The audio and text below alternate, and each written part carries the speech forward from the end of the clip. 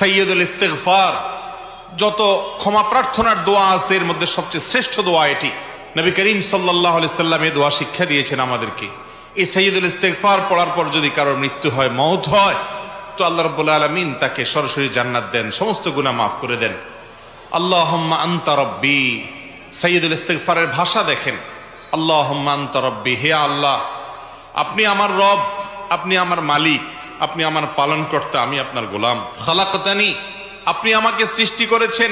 ওয়া আনা আবদুক, আমি আপনার গোলাম।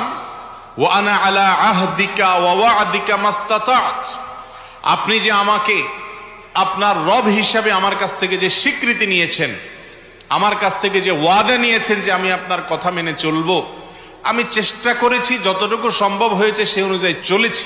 আবু উলাকা বিনিআমাতিকা আলাইয়া, আপনি আমাকে অগণিত নেয়ামত দিয়ে রেখেছেন, কত নেয়ামতের মধ্যে আমি